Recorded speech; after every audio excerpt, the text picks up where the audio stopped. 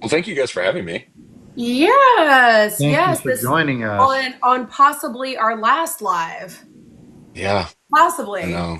Possibly, possibly, yes. Although you sent me, I didn't watch that video. Ashley, Yeah, what's going on in the news?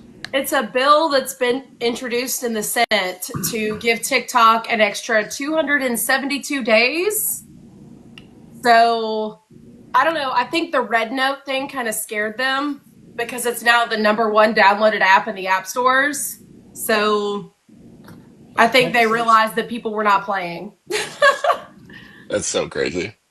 Yeah, I that mean, is funny to it's funny to see that's what's going on. I'm not downloading any new apps right now.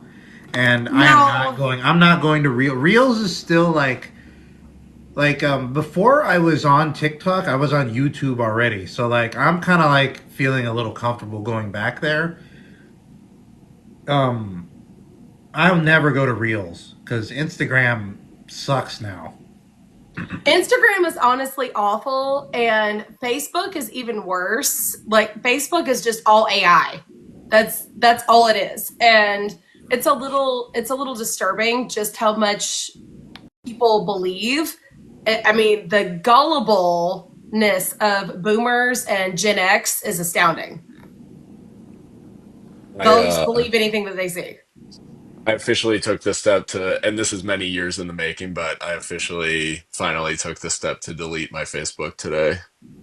Yeah, Um, I don't do anything with it. yeah, So I'm going to download all the pictures off of it. And I said that even though my Facebook is private, I don't feel comfortable that I've posted pictures because I have two daughters. And I hate that I've posted pictures on there. I've only got like 150 friends on there. But still, like it's out there, it's on the internet. And even though it's private, nothing on the internet is private. So it needs to go away. and there's I don't know, like I feel like Facebooks get hacked all the time, so like Yeah, and it's not worth it anymore. And I mean, no. and we all know Zuckerberg's been selling our data to everyone that he can. So it's like, why am I keeping this around? I don't talk to anybody on there. I don't post on there. What am I doing with it? Nothing. Yeah, this may be like controversial, but like when they were like scaring people, like the Chinese government saying like the Chinese government is like, oh, they're like tracking their locations. Why? To track for like COVID infections. Meanwhile, it's like in America they do the exact same thing, except they're tracking like what stores you walk into, so that they know what to advertise to you on your Facebook feed. So it's like It's crazy. if you're gonna track us, like I kind of can we turn the machine on? Can we turn the Dark Knight Batman spy machine? Can we like turn it to do something good at least? Yeah. It's a terrible reality we find ourselves in, but it's just like Sheila, apparently you can save all of your data on TikTok, but it's kind of up in the air now as to whether TikTok is going to go away or not. So I don't know. We'll see. I went through my videos. There's nothing on the app that I can't either remake or I have already. Like that's something that I've always practiced. I've never made any, and I that might have been detrimental to Yes, we my just content, started. but I never made stuff in the app. I always made it outside of the app, so I always had like a finished video that I uploaded. So it's like I have everything basically. So and now that YouTube has up to 3 minute shorts, um, a bunch of my stuff can now go up on YouTube that it couldn't before because it's like nobody wanted to watch like uh, what am I trying to say? Horizontal videos Oh, Taryn's here. or not horizontal videos, vertical videos. Nobody wants to watch vertical videos outside of your phone. Right. So it's like if you're not in shorts, people don't. Where did you see Taryn? I don't see Taryn. She texted and said that she's ready to get on. There she is. I just I We think got I'm just Taryn like coming in. I'm at the point where I don't find them Hello, Lady useful Dark anymore. Sister. And even before I got on TikTok, I wasn't posting to my Instagram hardly anymore, and I was not at all on Facebook. So I'm like, what am I even doing on there anymore? I don't. Gosh, it's so hard to delete my Lady Blackfire Instagram because I follow a lot of A Song of Ice and Fire artists on Instagram. So it's like, I don't know. We'll see what happens with that. Yeah, I've heard about Red Note one, but I think I don't know, with this bill that's been introduced to the Senate, it'll be interesting to see if TikTok gets that extra 272 days, because if it does, that may change things. Yeah. I do like the idea of Red Note just with how the internet's been regulated for a certain time in a very, very specific way. It hasn't been regulated well, but it's been regulated in a very specific way to where Americans and Chinese people like don't interact directly ever on the internet because our Mhm. we have sort of like two separate things. And so I do like the idea of Red Note like opening that avenue inadvertently, where they banned TikTok and accidentally got like American and Chinese normal people to interact with each other like without any sort of like attached propaganda or anything, which is pretty wild. Yeah, interesting cultural exchange. Yeah. Yeah, that's what I use it for, Sheila, is Germani content. And I have so many great Germani creators that I already follow and who are mutuals with me on this app. So I'm just like, I don't know, the Germani content on TikTok is just so much better. It's so top tier. Yeah, I mean, I honestly wasn't as heavily into it until TikTok. Like, that's pretty much all I read right now is, well, I really want to get started because I've read Tolkien's Lord of the Rings and The Hobbit. I really need to read the Silmarillion and just some of his other works that I have not gotten into. So I'm going to try to go down that avenue. I've bought all of them, so I need to get into doing that. I I'm think currently rereading A Feast for Crows because it's just my favorite. I'm I like was introduced to Hermione kind of accidentally because I don't know if you remember. Were you on TikTok during the pandemic? No. Okay, so during that time, we were all freaking bored, and the trending thing in like the nerd community was Draco talk. And I really didn't understand it because I didn't know like people liked Draco like that. Of course, I didn't have many Slytherin friends. I just as a Gryffindor, I'm just like, okay, cool, Draco, Fascist. whatever. But I kept using that tag, hashtag Draco talk. And then Tom Felton started using it. And so I clicked it once and it showed me like Hermione stuff. And I'm like, why are they doing that? What's going on? And so I never read Hermione, but I was like, that's a weird shit. Why? Until I read my first Hermione. And what was my first one? Damaged Goods. That was my first one. And I was like, oh, excuse me, where have you I been? think I introduced Eric to that and he was like, whoa. He was like, this might not be for me. Oh my gosh, do we think Well, that it's a Robert different Strong genre has than what we all got together to start Yeah. talking about. Just Hold on, that because bit different. this is a wild question. Do we think that Sir Robert Strong has Gregor's head or Rob's? Like Rob's head? Rob's? That would be so messed up. That would be No. messed up. That would be really messed up. I think he has that dwarf's head, does he not? Like, isn't that what Kyburn wanted to use it for? Yeah, what are people I have a theory. I have my accepted canon on it. Like Phil, what I do you have a theory on that? I saw the dwarf thing recently, like you just mentioned. I think like that to me feels feasible because they were brought all these dwarf heads or whatever, and they needed to send somebody's head away. But I think I guess my thought is that it's probably Gregor's head on Sir Robert Strong, and they probably sent the dwarf's head to Dorne at like as Robert or as Gregor's as a way to appease Doran. But yeah, that's I think it's maybe a little bit more straightforward with they just used a dupe because they had all these excess dwarf heads of people who thought they killed Tyrion. Yeah, I think that's the most straightforward version of it. My the fun one that I like is that it's it is Gregor's skull, which means that Gregor's head is now full of like Frankenstein, Kyburn stuff that it will be revealed, at some point, probably during the trial by combat.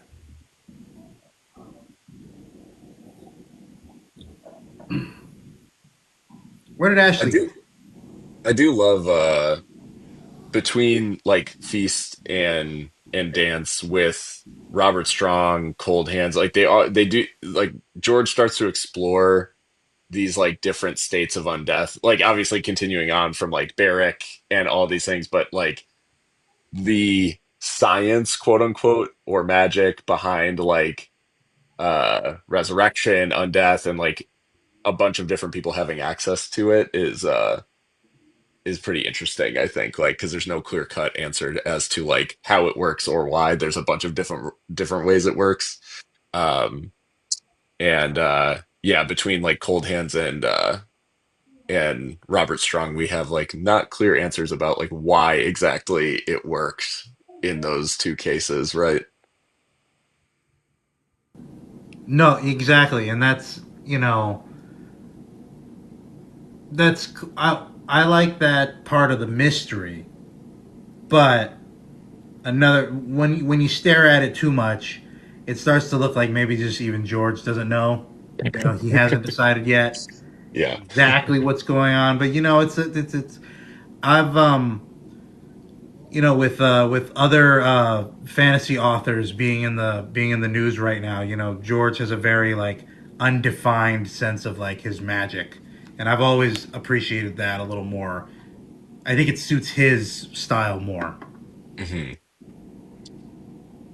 Yeah, I guess like especially with Sanderson being like at the kind of in the discourse or whatever right now, and obviously having just put out a book and everything, like and his very explicitly defined magic systems that don't really leave a whole lot of room for like mystery and things. I do appreciate an author who's willing to lean into the the mystery and just let things be ambiguous. And but it does lead to the it does lead to the the sort of where we're at now, where it's like so long without a book. Is it because he just doesn't know what is going on actually in his own world? Um, Two let's missing bodies. Cat received. Didn't she receive the bones? One. It is important we have two missing bodies, Rob and Ned. Will they return to the story later? Yeah, the I remember I put out a cracked like totally made up theory about Ned still being alive and being a faceless man, and Ned is part of it is that like Arya doesn't recognize him because he's like emaciated from being in the black cells, but she doesn't recognize him. So clearly that's somebody else or somebody pretending to be him. And then the same thing, like his bone, like Catelyn makes some remark about how like his bones looks too small or something, or his bones make him look smaller or something. So it's like, aha, they're not really his bones because they're smaller. She Oh would know. gosh. She was his Like, wife. Okay, Tampa, you want to know about the theory that Quentin is alive? Well, you got the guy on the live that will tell you. Yes. What's up? Well, there's the quick explanation is not really that Quentin is alive. It's that George left the opportunity for that to be true. Essentially, I think he did do that.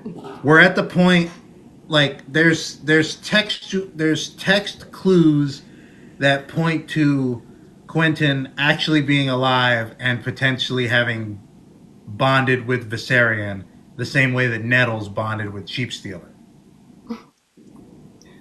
So, but yeah, so beyond that, it's just like there's nitty gritty like examples of like basically it doesn't look like Quentin got hit with a full face full of dragon fire. He maybe got like a hot belch, essentially, and like his clothes and the whip caught fire. Mm-hmm. So he I say burned, he's bacon, but but He's he you know. didn't. bacon. But he didn't like immediately die as we've seen a lot of other characters do with Dragonfire. But Did we are it all leads to essentially like this belief that Duran sent Quentin to fail. He's not supposed to do to make an alliance. It's supposed to be like a feint, like because he's trying to get both Daenerys and Aegon to fight each other. So Quentin, wouldn't it be just rich if like Quentin's supposed to fail and then he like gets a dragon? So it's like he succeeds in like the worst way possible. So like him getting a dragon like fucks up Duran's plans entirely because it would automatically put Dorne on one side in some way. It I, it's funny because I'm totally in the like Quentin is dead camp, yeah. but I would say, Eric, the thing that is most compelling about the theory that Quentin is still alive is two things. Well, it's really two things. The first is that him being introduced so late in the story and being a POV character just to go die, like, does feel not very Georgie. Like that feels more epilogue prologue stuff versus like an actual POV character in the book. And the second is that George loves when a guy who seems pathetic ends up being actually awesome. Um, Sam is a perfect example of this. Like, there's other, I'm sure there's other better examples as I'm not thinking, but like, George loves to set characters up to not be exactly what they appear. And like, he gets called name, like, Quentin gets called names the whole time, gets kind of like written off by a bunch of people. And then it's like, oh yeah, he went and died in the, under the pyramids. So it would be very George for him to actually not be pathetic, like, Yeah. and to kind of turn things around. Now, that being said, like it could also be very George for him to just torch a character because it's shocking and like you think that this character's totally safe because he got introduced in this book and really he's not, now he's dead. So I And can see it that's both ways, but I'm less convinced of my position. It's not 100% Quentin is dead. It's maybe like I'm like 97% Quentin is dead because I think like some of the things you point out are very Georgie. and that's the heart of the that's what the theory is actually saying is that it's just like it's a possibility and this is how it's a possibility, which is just like because at the same time maybe George decides to just George changes his mind all the time. Like a famous example is that like in the early draft of Feast, which includes an outline of future chapters, this was written before he had decided to split Feast and Dance. Um, Victarion was supposed to die in his fourth chapter. So by the time we get to Dance, he's supposed to be gone. But like George clearly changed his mind. So it's like I'm he, interested. he I'm changes really his mind interested all to the time. see. So like Quentin could easily just be dead. That could easily just be the person we saw, and that's it. And that's boom, that's it. But like it's also just like really funny how many times he's had burning fake outs where it's like you think somebody burned to death and it's like aha no some weird thing is they were wearing a glamour. I Anyways, mean, glamours are extremely possible. We know they are being used by certain characters with alter egos. well they did like well with Mance in the next book. or in the same book. You know, um, Well, I he mean, we I think everybody my thinks everybody favorite. is supposed to think he burned to death, and it turned out he didn't. Well, But my anyway, favorite has to be Blood Raven and Maynard Plum. I mean, that's the best glamour ever, and like it's never officially confirmed, but it's one of those beautiful examples of George being like, figure it out. Like, I'm not going to give this to you with a spoon and like hold it up to your mouth. You're an adult reading this book. I hope you're an adult. So figure it out. Juan's always got the good questions. I wanna get everybody's opinion on this. The story was supposed to be 3 books. So Mhm. what plots are retcons or add-ons? Like, what do you think? Uh, I guess where do you think they expanded? I think Daenerys, Actually, like, first, is everybody familiar with the original outline of the? yes. I think that he had like original, like, obviously his path for Jamie was much different because Jamie was supposed to be king, not how it's going for Cersei. I think there was an expansion on Dany. I think there was a huge expansion on Bran because it's obvious that Bloodraven was not always the plan, but he came into the plan later. And the Blackfires weren't even a part of the original plan. But that's why I know that there has to be a sixth rebellion because why introduce them in the first place? So I think there's a lot of, I think especially the Duncan Egg novellas kind of inspired him to expand a lot more on different storylines. And he's introducing different characters who are going to affect the story later on. So it became much bigger than even he imagined. And there's just so much that he's intending for characters to do. Like we've all talked about it. Like Winds is getting to the point where it's going to have to be split up into 2 books because there's just entirely too much for Daenerys alone to do. And how is she going to finish in Essos, get all the way to Westeros, and how is he going to bring all of these people together? After she goes through Essos, after she goes to Old Town and has a battle royale with Euron Dario, and like all of these things that have to happen that can't happen all in the span of 1 book. So I think that he does. I mean, it's not even the first time he's done it. He did it with Feast and Dance as well, that was supposed to be 1 book. I think that George just gets these ideas and he's like, oh my gosh, this is going to be great for the story. It's going to be awesome for the plot. But now I've made the plot so big. What am I going to do? Because So you I think think, about like, wasn't it? So it's supposed to be 3 books. It was supposed to be like a Game of Thrones was supposed to be the War of the Five Kings. Then A Dance with Dragons was Dany's invasion of Westeros. Winds of Winter was the others invading, right? So it's like the mhm. War of the Five Kings became 3 books. It was supposed to be done in the first book, and that became 3 books. So Well, I mean, and it's still arguably, it's technically still not not over. done Yeah. yet, right? So we're Yeah. still in that first book. Yeah, so technically he hasn't wrapped up all the strings that he said he was going to have wrapped up in the first book. So I think like the expansion of the plot is quite clear. Obviously, like the world started to kind of take on a life of its own. Stuff like stuff like the Battle of the Blackwater, like the Red Wedding, all of that stuff. I mean, that is like book long setups for the, where it's like chapter after chapter after chapter of just building to that sort of climactic moment.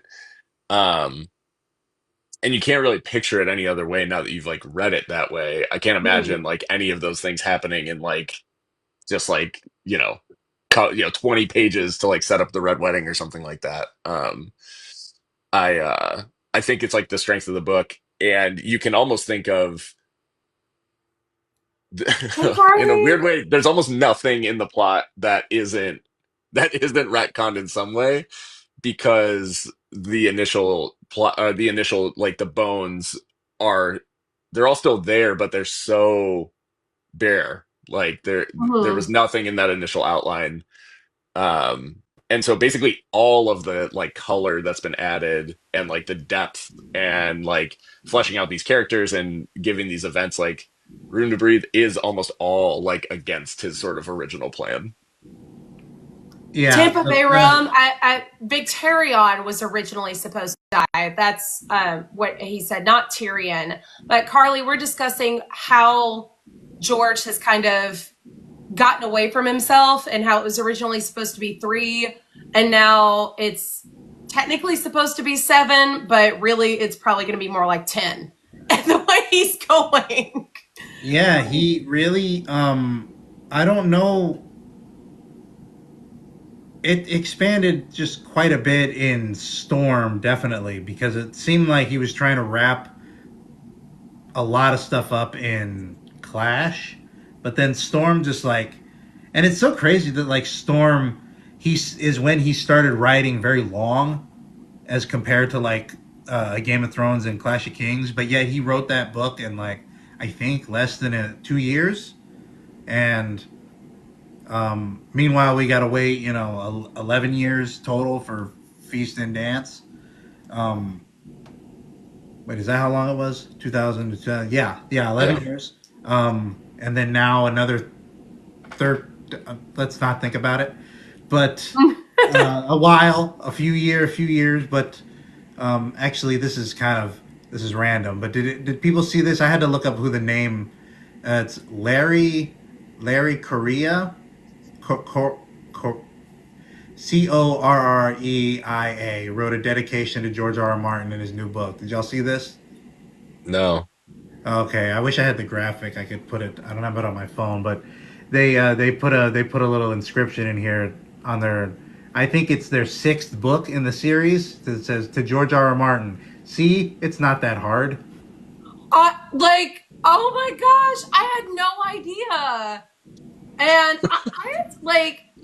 I do understand people's frustration, but also at the same time, we wouldn't have all of the world building that we do if this story hadn't gotten away from George the way it has. He's a gardening type writer. And so, like, I can see him thinking, oh, this would be good for the story. Oh, this would be great for the plot. And then it just keeps going and he keeps getting these really great ideas. Like the Blackfire Rebellions alone is so freaking cool, especially when you consider that it is kind of, no, it's not kind of, it is. It is Dana's revenge, and it's not even just her revenge. It's like the revenge for all of these Targaryen women who have been snubbed in the line of succession. It's like the most karmic moment for the Targaryen men who keep passing them over and they don't learn their lesson. I mean, you would think at least Viserys II would have learned his lesson because his mother was Rhaenyra, but no, he passed over his niece, who was the rightful heir, and he took it from her. And like, look at what results. His own son causes a whole bunch of chaos and just ends up legitimizing all of his bastards, not only the great bastards, but all of them, every last one of them, causing an absolute mess in the Seven Kingdoms. And Dana has this long line of Blackfires that have been wreaking havoc for ages. I mean, it goes right down to Sir Barristan. And actually, we're still currently with them in the story if young Griff is who we think he is. So, Carly, this is exactly, I was about to say this. That it's if you want to hate this guy, it's totally fine to hate this guy because, good God, looking up this thing that he started called Sad Puppies, which was an anti-diversity voting campaign to influence the outcome of the Hugo Awards, basically to get him wow. the Hugo Award. So he's like a real jackass. Oh yeah, he's a born Catholic convert to Mormonism. Convert to Mormonism from Catholicism? Yeah, I know. He took the worst path. Although according to South Park, he's getting into heaven at least. So Oh But my yeah, no, god. that's That string of like top. new sentence just dropped. Speaking of Yeah, and this kind of hold I on, bet this the kind book of is just dovetails into terrible. something that I wanted to talk with Phil about is your one of the opinions you put out, like your because obviously the app's going away, everybody's putting on their burn it down opinions. Deathbed hot takes. It's just surprising because here's an example of this like right wing loon who is in who writes like sci-fi like speculative fiction, and it just seems like you kind of like miss something in that, but especially in like a Yeah. Song of Ice and Fire, like how can you be like a right-wing Yeah. fan of that? Yeah, I mean it's like hardcore right wingers being Warhammer like fans, right? Where it's like you're just like missing the whole point of all of this that like the ideology you espouse like leads to this, right? Like this hell world or whatever. So I think like for A Song of Ice and Fire, you know, a lot of people pointed to no, the point of like A Song of Ice and Fire is political infighting. Like that's the theme is like we should be putting aside political infighting. And I'm like, yes, but specifically like putting aside like it's about like class and it's about like uh Yes, it's but a why are they fighting? exactly like and it's about these power structures that like hold certain groups of people down and lift others up and allow people to, like hoard wealth, all that sort of stuff. I just don't know how anybody can like read the series and get to the end and be like, and then also be like, you know, our current like oligarchic like approach to capitalism is also good. It's just really weird. Like, and I just don't really, I don't understand like how you can read it and be like, oh, and not to mention like wildlings beyond the wall like and the integration of the wildlings being like key to victory in the war against the dead like that and them getting over the petty like nationalism. It's not nationalism in the strictest sense because it's a whatever feudal kingdom, but it is like a similar approach where it's like, and there'll be people who unironically say that no, the others are immigrants, and that's like, and the wall is good, which is like such an insane reading of the text, right? Like, um, it's just nuts, and I guess it boils down to like people will make stuff that they like, whatever they want it to be, because they want to continue to like it. Um, but I don't know how like a conscious person can read A Song of Ice and Fire and come away with the themes and be like, oh, like modern, conservatism in America is like also good. It's just I mean, and bizarre. the way the seven and the faith of the seven is so similarly compared to like Christian nationalism, it's like I mean, how are you not adding this stuff up together? He's saying religion bad. I mean, especially a specific religion, since the seven are also noted to be like the seven is just all one God with seven aspects. Like, who do you think he's comparing that to? Like, come on now. See, Put it together, people. I promise it's easy to figure out if you just read. maybe we're all just reading it wrong. We're all just like and actually the heroes of the story are actually Randall Tarley and Craster. Randall Tarley, who honestly thinks that Brienne like could use a good graping. Like he He literally says says that this. out loud, He yeah, says this like to he her. wants her to learn her lesson by being graped. Like he thinks that would be good. Yeah, Yeah, because she doesn't want to go back to her father like he wants her to. it's So, I think part of it too, like I don't think it was helped by, and I hate to like drag the show into this because like, but I do think like the interpretation of things is impacted by how the show went because, um, in the show, like in the books, obviously like Cersei is completely like politically outflanked by the faith and like the faith having this like grassroots movement that she also armed, right? Like she makes the political miscalculation of mhm. like I'm going to give the poor people weapons and doesn't understand like how pissed off they are about what's been going on and how decadent they think the royals are and all of this stuff. So like she makes that political miscalculation, gets outflanked by the faith, and like ends up in having to do her like walk of shame and all this stuff. Um, walk of atonement, not the walk of shame. I guess like the walk of shame. But anyways, she Walk yeah. of shame. So in That's awful. the show, they sort of like tie that all up in a bow by like she outflanks the faith and blows up the High Sparrow and like a bunch of the faith militant, and then doesn't have to deal with it anymore. When it's like that is in no way going to be how things go, right? Like if the like the there's no way to recork that bottle of like she's armed the faith.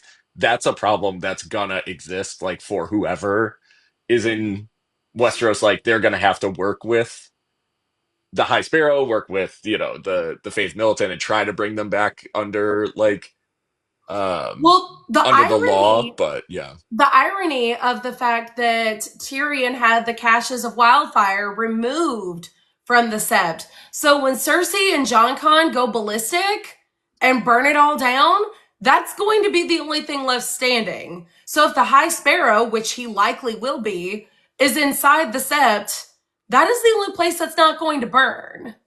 So that, I mean, and I think that George did that specifically for a reason. That's the one place where it was removed. It's literally everywhere else throughout King's Landing. It's in random spots throughout all of those areas, and it's everywhere except the sept.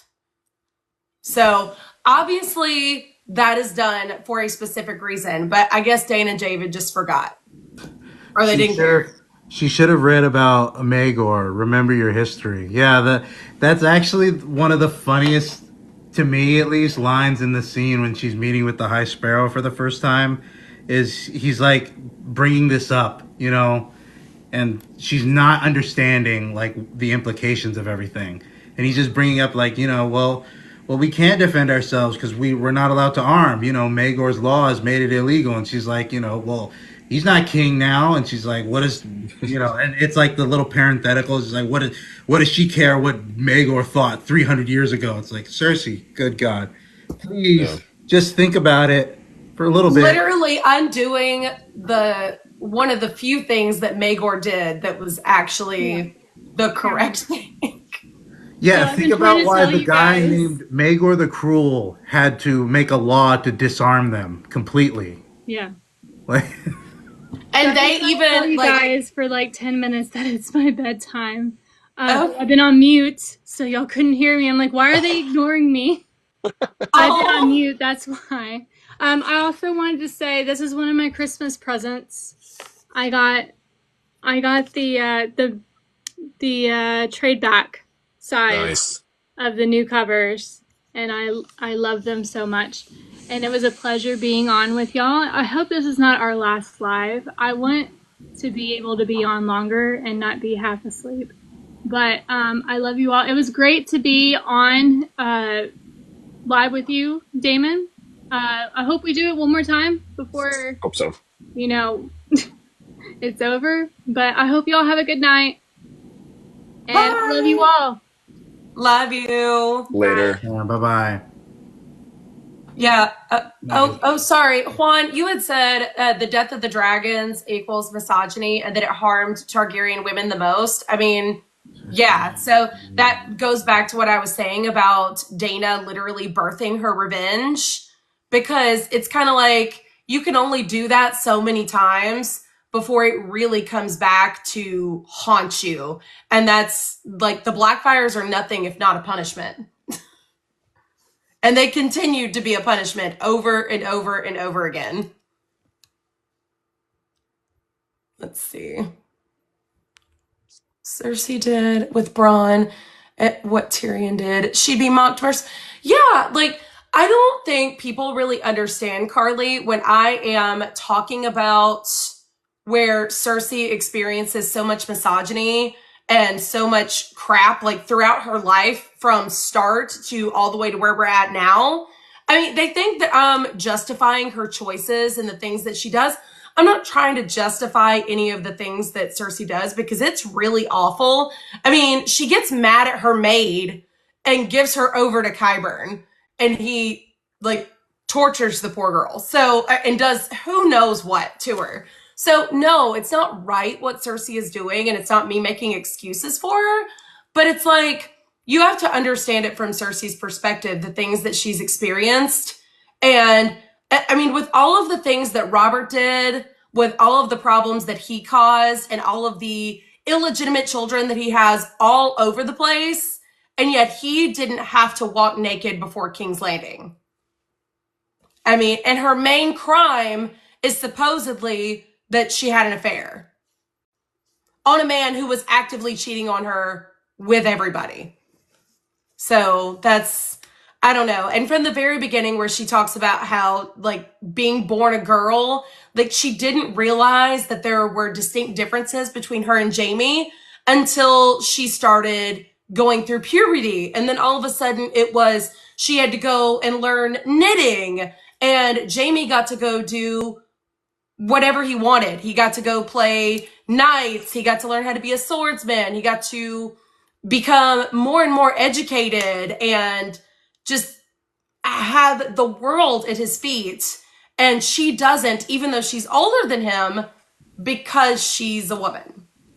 Did they pump iron in the medieval times? In the fake medieval times of A Song of Ice and Fire? And swing like heavier swords or something. Yeah.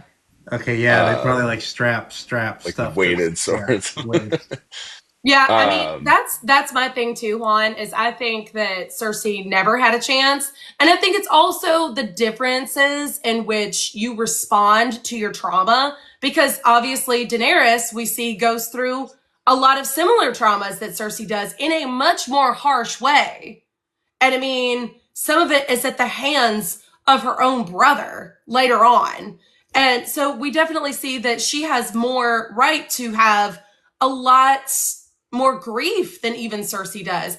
But still, we all respond to our trauma in different ways. And Cersei has chosen an unhealthy path. So, but at the same time, you can understand why she is where she is and why she is so frustrated. I mean, even down to her marriage with Roberts. I mean, everything has been stolen from her because the one thing that she had to look forward to was marrying Rhaegar.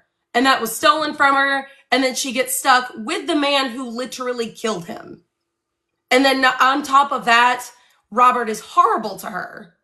So, I mean, I don't know. I feel like Cersei is the monster that everyone created, that men created. yeah.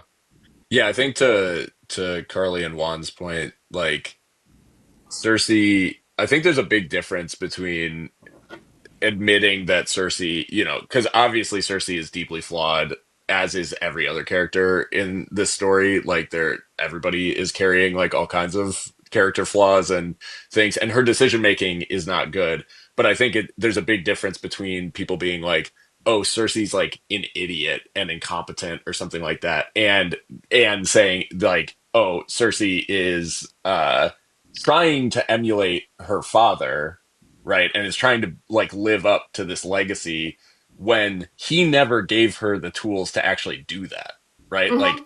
Like she is emulating a version of him that she saw at court in random sort of, instances, but she wasn't allowed like sort of at the seats of power, especially like he shows up back to the small council and is like, okay, you can like run along now, like I've got it. Um, so I think it's like, it's the another theme of this story where like the generations of these families that are so proud of each other, right? Like externally, end up just traumatizing like the next generations, where Tywin's left behind like completely, in Jaime and Cersei, like two people who are very like very flawed, highly broken, trying to live up to his legacy, but like never really being able to, because he wanted very specific things for both of them. So yeah, I would totally agree that I think like Cersei has suffered in this system and is trying desperately to prove herself, but doesn't actually have like the tools to be able to win, like at the Game of Thrones ultimately. Um, what that'll mean long term for her, like I guess we'll see. Like, yeah, it would be just like I I see her as kind of like similar to Tyrion in a certain way, except Tyrion gets way more um, slack from the fandom Sure. because it's just like Tyrion. Like I think both of them, because of not because of their shortcomings, but with their shortcomings in this system, they make the wrong decisions. I think, and they get worse because of that. That's how I think they're similar. Is that like I think both Cersei and Tyrion are getting worse, and they're making the wrong decisions. Whereas like somebody like Daenerys has like you know similar backstories and like experiences to uh, what Cersei's gone through, sometimes even more extreme than what Cersei's gone through, and then is has her head on straight for the time being. Yeah, Like there's a it's difference it's between interesting. those two kinds of characters. You know, Daenerys is still trying to um, hold to some principles and to make things better. I Well, think. I do think that Daenerys obviously has to introduce some sort of force because it's not like her taking it too easy on these people is not working. I mean, obviously, it's actively not working because they tried to kill her. But I mean, I do think that she will at least address it a lot differently than Cersei. And I don't know. I think that her bringing fire and blood to Volantis is necessary, but I don't think she's going to take any pleasure in it. Whereas Cersei's ready to burn King's Landing and no regrets. Not a single letter. I thought she loved King's Landing. She would never do that. But I mean, honestly, at this point, you feel kind of like Cersei's entitled to it. I mean, I'm really ready for her to burn King's Landing because these people are assholes, if we're being honest. Like, they really are. The way they just crucify her at every turn, there's absolutely nothing that she can do correct. And no matter what decision she makes, it's always going to be wrong. Even if they were good decisions, it would still be wrong. And she's trying so hard to prevent this prophecy from occurring. And it's just everything keeps on happening to lean that closer to inevitably just being her demise. And she understands that. And especially like that ending, I don't remember who brought up the Kevin epilogue, but him hearing that last line from her, like women should like stay and know their place. And he's like side eyeing her, like, what do you mean? Because it almost feels like she's breaking and he's seeing that crack. And then when she finds out the way Kevin's died, like that's going to be for me the final, like, that's it for her. Like she's done. Yeah. And you really can't say that you blame her because the way the sparrows got out of control. I mean, even if she didn't arm the Faith Militant, the sparrows were getting out of control. I mean, it was getting bad. So I'm interested to see where it all goes and how it all turns out and to just watch her burn it all down and just be done. Yeah. I think it is important for people to remember too that she's like not doing well, obviously. Like she watched her son die in front of her. Her brothers abandoned her, like who is the one person that she felt like she could count on. Her father was murdered by her brother, like in his own tower. She also sort of discovered like, and I think both the twins think about The like coins from House Shay. Gardner. Well, and like Shay being there, like Shay being in his room is like a big deal to both of them, where they're like, wait, what? Like he was like sleeping Oh, with yeah. someone, like, you know what I mean? Where it's just like this like sort of shattering reality around her. And obviously like Cersei's paranoia is like at an all-time high by like I mean if you're in Feast, like she's like extremely paranoid and is like Oh, thinking through like a million different things like all at once, and obviously thinks Tyrion is in the walls and all this sort of stuff. Like there's a lot of um a lot of that. So it's like, when she's making these decisions, like she's also in a highly compromised like state of like a combination of grief, trauma, shock, all of this like that is washing over her in a very short period of time. All things considered. So yeah, And it, she it's not literally, it's by not all trying her. to protect herself, she is bringing about her own demise. I mean, I'm at the point where Jamie has just left King's Landing to head to the Riverlands, and it's like, don't do that. And she's alienating the Tyrells and trying everything that she can to offend them as much as she can, even though she's like, well, technically, this shouldn't offend them. Well, yes, it's going to. And you actively are doing that. You're pissing them off. And so I mean, yes, the Tyrells want power, but they could have been her only allies in this situation, and she's actively getting rid of them. So it's like you're doing everything you shouldn't be doing, and yes, you can't trust anyone. Yet, like, yes, Tywin did say that, but you still have to make certain alliances to make it all work. Like, you can't say, "Oh, I'm just gonna get you away from me." That's not how this works. Yeah. Like, you're cutting off your nose to spite your face. Yeah.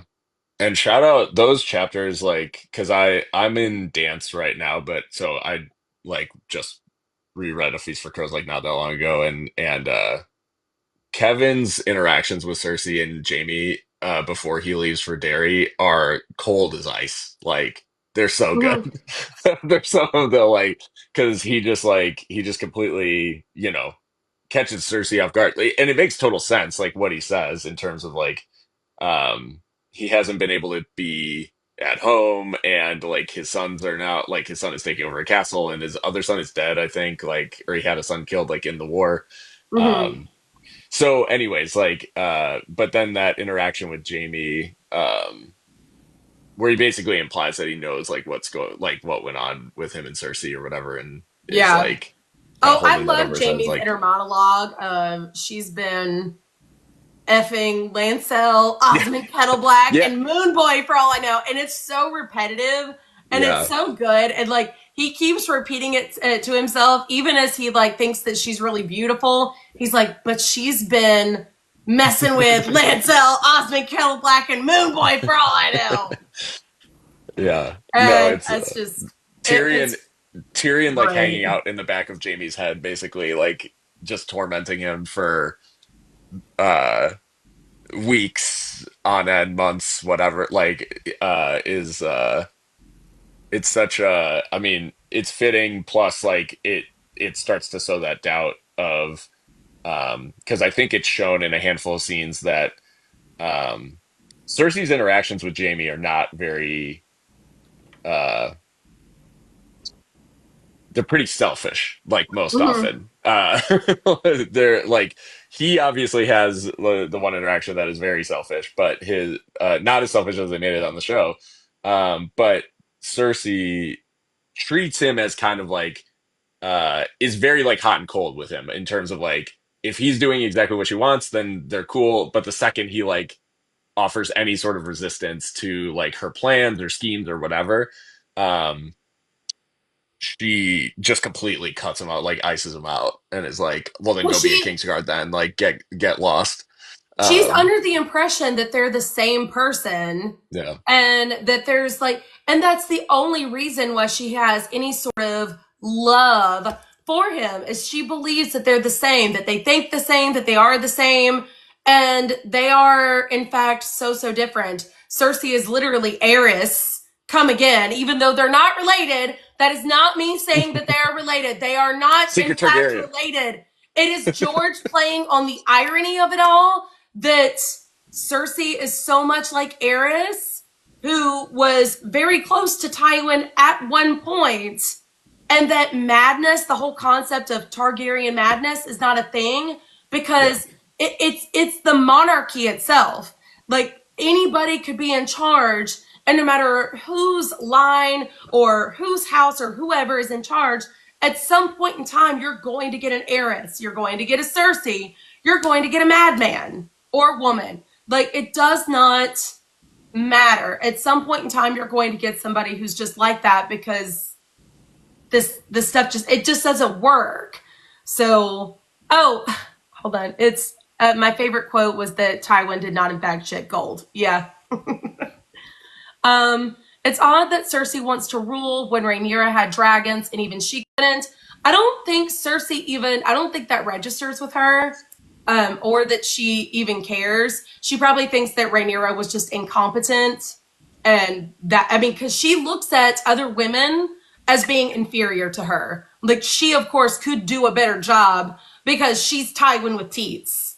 So she'll make it work. Rhaenyra was just stupid in Cersei's mind. So that is how I see her way of thinking. But yeah, I think that the concept of Cersei burning down King's Landing and the Iron Throne itself no longer existing is what is going to be the best part for me. Because again, not to bring up the show, but Game of Thrones was named Game of Thrones because that was the center focus for them. But in George's books, I don't think it will be. I think the throne will be gone. So because I think he's trying to take that aspect out of the story. Like, that's not what this is about. A Song of Ice and Fire is about fire versus ice. So it's not Game of Thrones. It's not about who ends up on the throne. That doesn't really matter. It's about this war between the others and men. So I think it'll be good to get back to that center focus. Yeah. I think we actually had, I think it was Juan too who asked like how long do you think the long night will be with that in mind of that being the focus? Like how, because obviously it was just an average night length in the show. But how long will the long night be? I think it's going to be a good, like, it would have to be at least a quarter of a book, I would think, because, this is a very big deal, and I don't think it's going to play out in any way like the show did, because I don't think the point is for the others to be defeated. I don't think that that's it. I would think it would need to be like most of A Dream of Spring. Well, I think the fight itself would be like a quarter, but then like the resolution part and figuring all of that out would be, so it'd be about half the book. Well, because it's so crazy. Like, I have to bring this up to like give people some non-hope. There's a fan fiction project I'm following on YouTube, and they're trying to write. They're writing The Winds of Winter, and they're writing it, incorporating everything that George has already written. So all the sample chapters, everything in there. They want it to be as close to George's voice as they can, and they have creative ideas of where the story is going, but they're really looking to nail down the style. But the pace of everything is like basically at the speed of like a Game of Thrones. So like basically the fastest that George essentially can write. Right. They are now more than 100,000 words into the fan fiction, which is a lot. It's a quarter. That's about a quarter of a book. And they still have not done the Battle of Ice. So, shit. And they're going for a more concise writing style. Yeah. So, but once again, this is also including the sample chapters. Some of which, like the Tyrion chapter, which has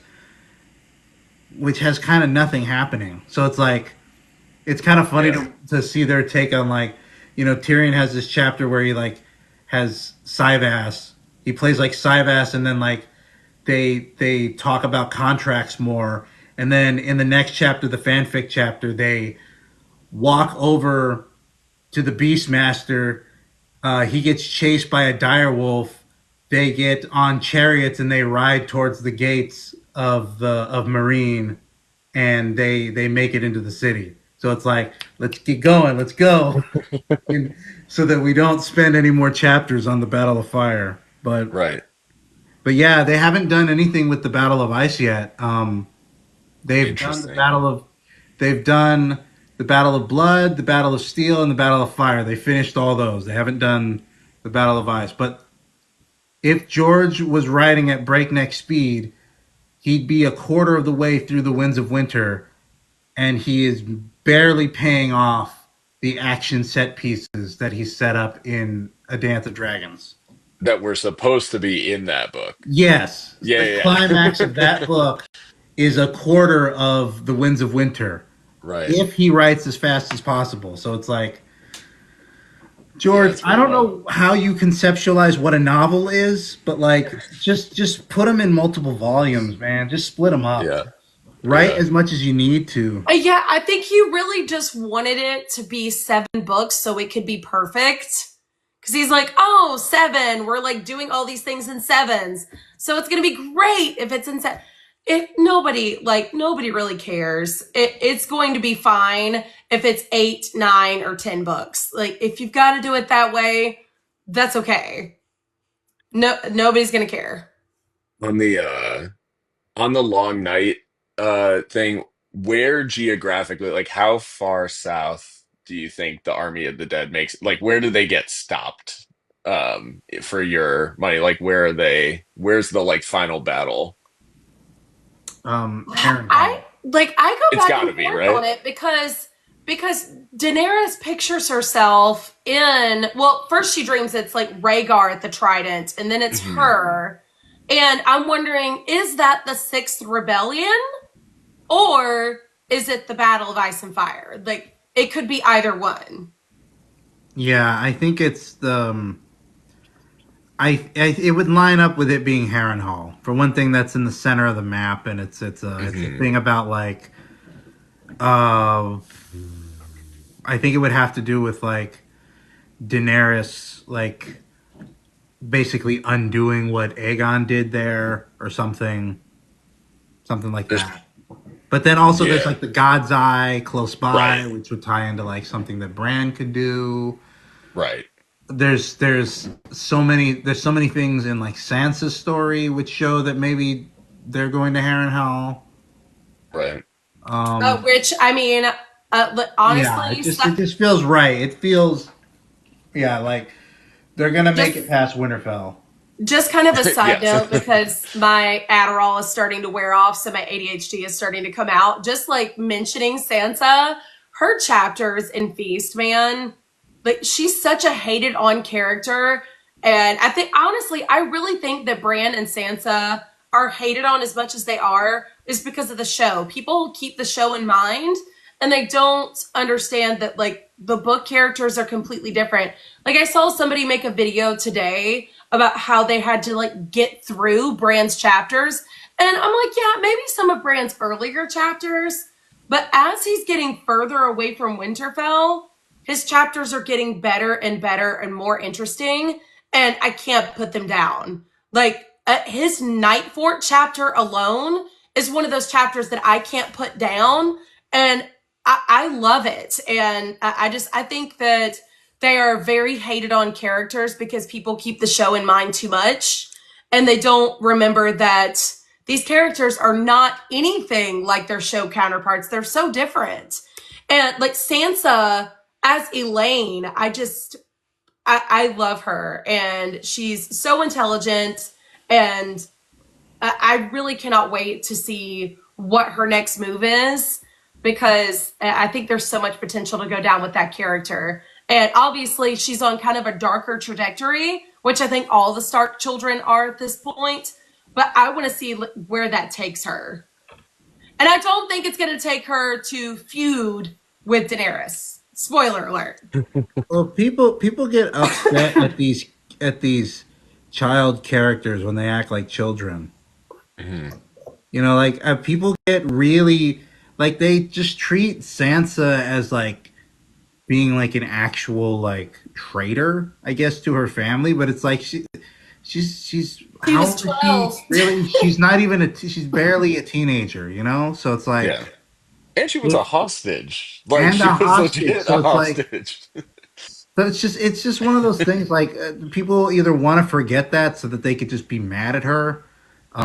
And I think the same thing. Like Bran gets that in because I think it's got to do with like the writing style. Um, because it is different. Um, Sure.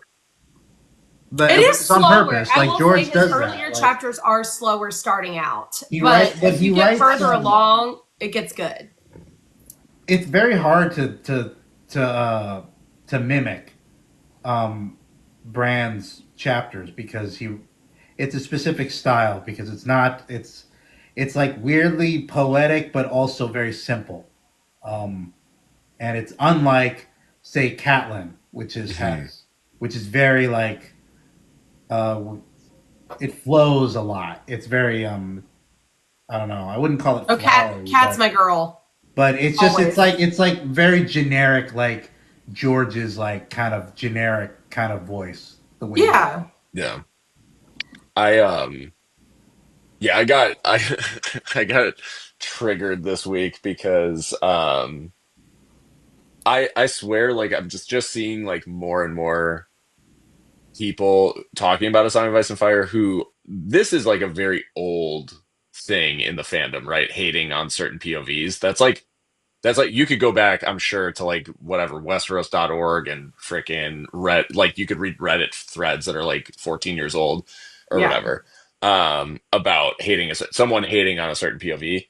But it seems like it's become really prevalent now where I'll just have people kind of like pop up on my feed who aren't like particularly large, like don't have particularly large followings or anything like that. I just like wi- but it fascinates me that this continues to be something that people think is like an interesting take or whatever. And I like without trying to be like too mean, it just isn't an interesting thing to say. I think X character is No. boring. Like, okay, that isn't interesting to me. Like to me, if someone has a critique of the story or the pacing or whatever, like, okay, fair enough. Like you can critique art that's like allowed.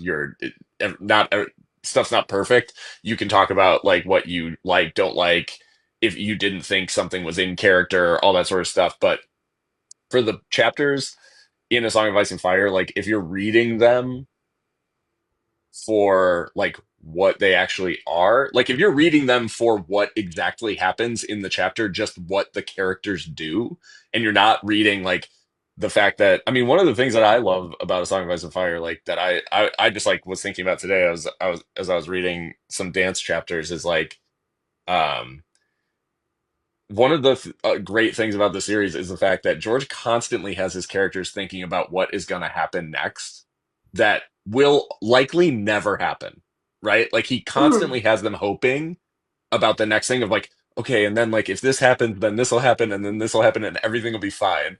And you know that it's not going to be fine, right? Like you know that it's not going Yeah. to happen in the way the character's imagining.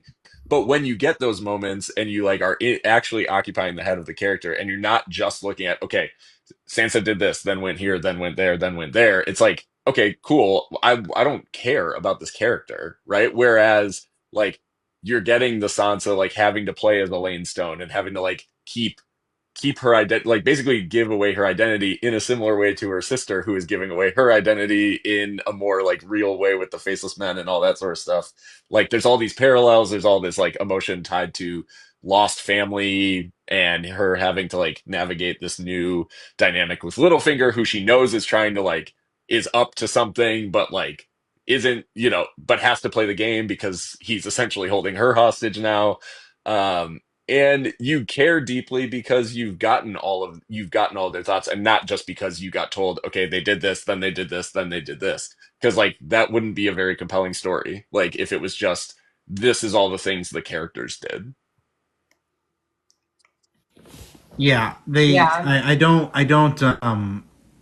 I agree with you about all that, and it's just I wanted to echo like I guess a little bit of like frustration with trying to find people to discuss the fandom or to discuss the series because yeah, it's like some I don't know what some people are reading. Like the extreme example was like the political thing we were talking about earlier. Like I don't know what you're reading and I don't know how to discuss it with you in this way. So it's like people who want to skip chapters. Oh my gosh, that's another Crazy. thing. If I'm a I little knew, past that because I used to because I'm willing to admit I was wrong because I was one of those people who thought like Brienne chapters had like nothing going on in them, and I didn't like them, and I wanted to skip them. But now they're like my favorite chapters. They have some of the like coolest stuff going on in there, and it's like it's a really kind of a crime that like all of that didn't make it into the show. Yeah. Yeah, I mean, I've even known, like, I know of larger creators, like pretty large creators who talk about how they skip chapters. I know of one who told me that she skipped all of Theon's chapters and that she did not like the Greyjoy chapters. And I was like, so you essentially didn't read a good chunk of Feast, and you don't like Theon's character arc from and I know Theon is very misogynistic and gross in his early chapters. I get it. They are not exactly the most pleasant, comfortable chapters to read, but you have to read them to understand his trajectory and his journey. And you come to like the way George can make you feel sympathy for a man who's literally done very horrible things. It's like with Cersei. It's surprising that you feel sorry for her and that you feel a empathy for what she's going through, but you do, or at least if you have any sort of reading comprehension, you do feel some sort of sympathy or empathy for her character because of everything that she's been through. I mean, she's been raped, she's been assaulted, she's been abused, she's been neglected, and she's lost so much in her life. And not only that, but Cersei is cursed with knowing her own fate, and no one should have to deal with something like that. So you do feel those things for her. And it's just like the same thing with Theon. Yes, he has done horrible things, but you have to look at the way Ramsay has treated him and what he's put him through. And you're like, does anyone deserve this? Does anyone deserve that kind of torture? I don't think so. I don't think so. I think that there is at some point in time where you have to draw a line, and Ramsay crosses all of those lines. It's horrific what he does. Absolutely horrific. So I just think that anyone who's skipping those chapters, you are missing out on so much that like the way George writes these chapters, they are full of heartache and tragedy, and you just want to die reading them, but it's still so good and so worth it. And the Greyjoy chapters, I mean, I'm sorry, Aaron's chapters, Victarion, they're good. Asha is amazing. Like, she is so amazing. And I think that they're extremely entertaining. Yes, is Victarion kind of a psycho who beat his wife to death? Yes. But, I mean, you also have to consider everything that Victarion has been through. I mean, Euron was extremely abusive to his siblings when they were young. And then he slept with his wife and got her pregnant. I'm not excusing Victarion's behavior. Obviously, he's a monster. But you can understand that Euron created this monster. And having him back is extremely triggering for Victarion. And Aeron, I'm sorry, the irony of Aeron saying that Balon would have made the Iron Islands great again. Victarion I read that and I was like, no. And then Yeah. I said, I literally texted in our group chat immediately, and I was like, you know what? Euron did us all a favor. I love the shade of stupid that George made Victarion. Like when Asha brings up essentially like she like hints that she's going to put forth a bid at the King's Moot, and he immediately is like turned on, and he's like, "Hey, what are you saying? You saying you want to like be my queen, be my wife?" Just like I never thought of you that way, but now that you mention it, yeah, Oh God! since you brought it up, and she's like, "What the fuck are you talking about?" No, like I um, no, go But ahead, I Eric. love so, Asha for but that. back She's to you were mentioning how like some people like skip chapters, and like how we know like it's funny when you can like kind of tell certain people's opinions like are not based on the books, because it's just like what's going on, you know what I mean? Like you know, because the books and the show are just like so different, and like Yeah. especially with like certain characters like Rob, or especially like Theon or any of the Greyjoys, because like all that shit was not in the show. None of it was really. No. And like saying that your favorite character is a character like Rob, it's like Rob's not a POV character and he's not in a lot of the story. And anytime someone asks me, do you think that Jane is pregnant? Do you think that there's any kind of hope?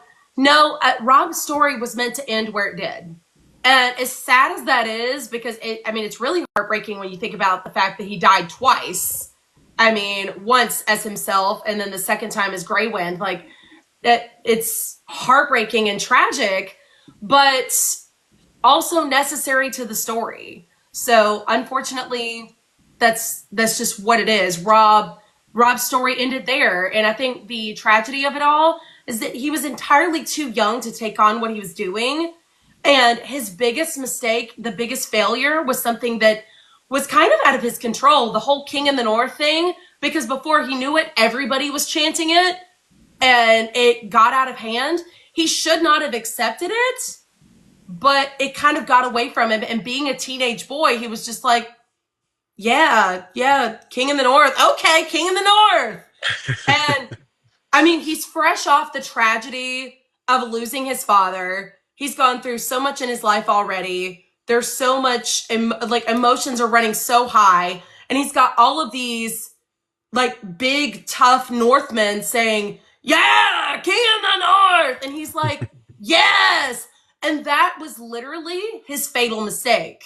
And I mean, with someone like Renly, who's more reasonable, yeah, he probably could have gotten away with it. But Stanny being Stanny, you know, killing his own brother, that didn't work out, because at least Renly was like, hey, he can keep King in the North, but he's going to have to like bend the knee. He's going to have to pay fealty to me. I'm going to expect him to still answer to me, but he can keep the title. It's fine. Like, he can do his own thing as long as at the end of the day, he's still underneath me. So that was a really good compromise. But Stanny, as we know, is not a man of compromise. He's just like, oh, you should be loyal to me because.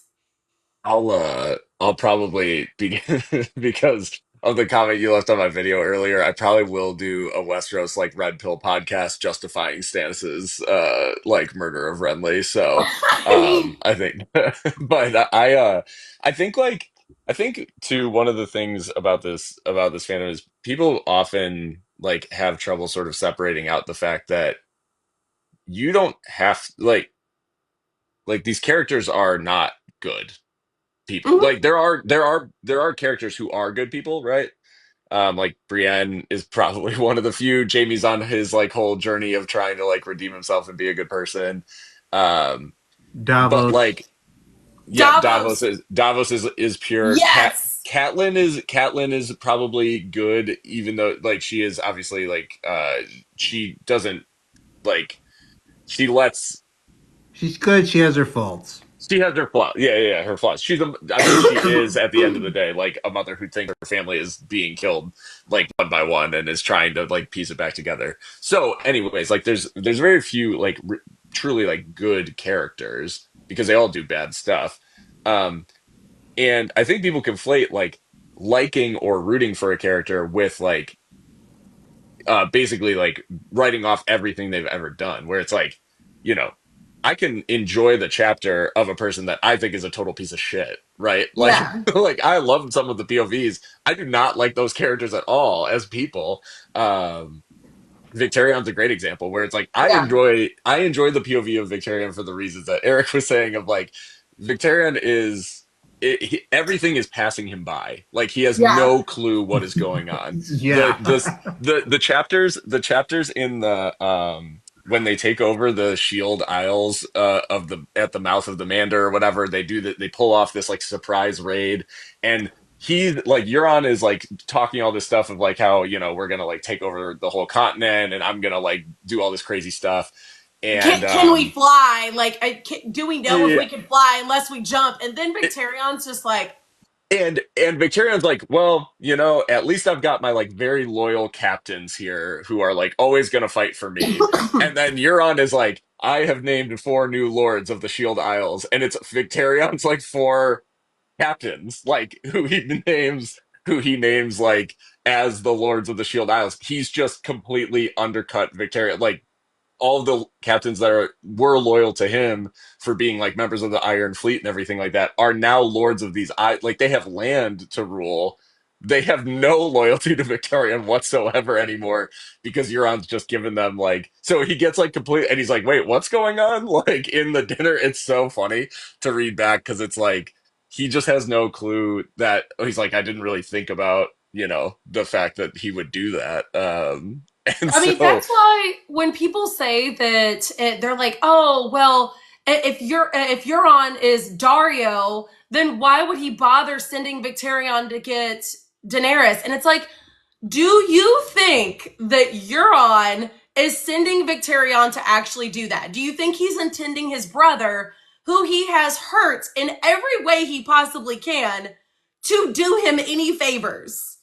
Like, no, of course not. And Euron might be a madman, but he is very intelligent and calculating, and he has a plan. Like, he is always 10 steps ahead of Victor. I would even say probably like 50 steps ahead of Victarion. So, do you really think he intends him to be successful? No, of course not. Of course not. yeah. So, It, I think but people yeah, those really underestimate Euron's ability to pull something like that off. They're like, oh, well, why would he even bother? Because he wants to possess Daenerys and the dragons. But he also has enough of an ego because he is attractive. I mean, this is something that people remark on him being the most attractive Greyjoy. I mean, he has that ego in him of, oh, I don't just want to possess her, but I want to make her obsessed with me. And yeah. they're like, oh, well, why did Dario let her get married? Well, Dario didn't let her do anything. And if anybody actually reads that chapter, he throws a huge tantrum over her getting married. And it's like, maybe because his plan didn't go accordingly, because he literally said, why don't you come off and marry me? I mean, Yeah. I think that people underestimate Euron and they way overestimate Victarion because Victarion's not expected to succeed. No. He does have a He's cool like volcano hand though. So, I mean, now that I do want to know. I want to know what's going to happen to Victarion because similarly to what happens to Daenerys in the tent, we don't know what happened in that cabin.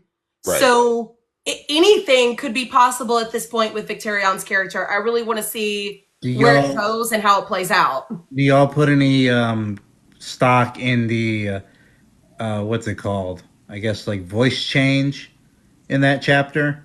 Essentially, when we get to that part of when Victarion's hand essentially gets transformed, and then when he comes out and he commands the Maester to get thrown overboard. Um, when he's in there, we're not in his POV anymore. Right. Yeah. So I know that's been do y'all think that means anything? I know that's been like Like he fertile could be ground dead. for Like maybe he died ooh, and is he's like a Victarion like what firelight. happened to Victarion? You know? It Yeah, is I that's where my question lies because we don't know what happened in there. He is different. So I'm interested to see where that all goes. It's obviously like George has a plan for that, but I want to see what exactly happens because I don't think it's going to go exactly as Euron plans it. Because at some point in time, Euron does have to be put down because he thinks that he's the biggest villain of the story, and he's not. Like he's not the main antagonist of the story. The others are the antagonist. So I think that the irony of Sam the Slayer being the one to take Euron out is inevitable. But I do want to see, I'm more interested to see what happens with Victarion than I am Euron. yeah.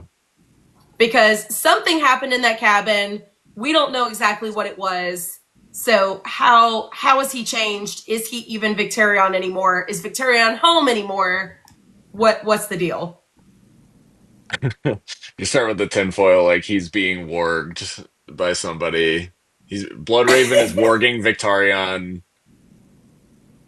for some reason to kill Marwyn. I don't know. Yeah, I mean, Doreen, I would agree with that. Ned was not smart just because, I mean, I think a lot of what happens, especially with Sansa, is Ned's fault. Not telling his daughter, at least somewhat, what was up is what led her to run to Cersei and say, my dad is going to take me away from Joffrey, my love. Please stop him. And if he had just clued her in a little bit and said, hey, the Lannisters aren't who you think they are. Joffrey is not good. Cersei is not good. They're out to get us, to harm us. Then maybe, just maybe, you would have, I mean, not kept Sansa in the dark. He tried to keep her so innocent, and she ends up losing her innocence anyway, and not in just any way at all, in the most horrible way that she can. I mean, this girl is constantly traumatized in the worst ways possible because her father tried to protect her. So, do I think that Ned is a terrible person? No, I think he is arguably a decent person, but I think he makes a lot of mistakes thinking that he's doing the right thing when he's actually not. Like causing all of that strife between Catelyn and Jon, was that necessary? Did you have to do it for that long of a period of time? I don't think so. Like it ends up causing a lot more harm than good. And yes, it does protect Jon, but it causes Jon to be very resentful. And I think that that's going to contribute later on to Jon's story with him becoming Darth Jon when he's reawakened. That a lot of his story is going to be about having all of his agency taken away and having all of these people lie to him, including Ned, who was his father, like a father to him at least. So to find out that it was all a lie and that Ned never clued him in or clued Catelyn in, and all of this time and effort was wasted, like, and he was still allowed to go to the Night's Watch based on a lie. That's going to be some pretty heavy stuff, and Jon's going to be extremely resentful over it. It's not just that he was taken out by his own men, it's all of it. It's literally all of it. I do want to acknowledge the joke that August made in the chat about Victarion's secret is what happened in the cabin. That's very good. I someone also posted a like on one of my videos today that I got a comment, and I don't think I had Oh, seen this hello, before, Ronnie. but like saying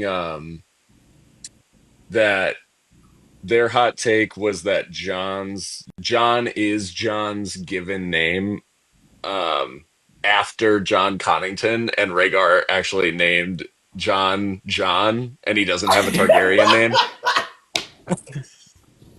That's funny. I did call John Connington his ex-boyfriend, so I thought that was good. This is sort of.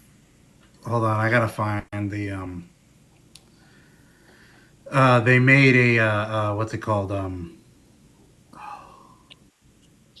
oh, but while we're on the It's the subject, winter. It's the Winds of Winter fan fiction, and they the first line is very good of the because they give John Con his they give John Con John, so it's a John chapter, so it's John 1 Oh, in the it Wind. says John. It says John, and then this is the opening line.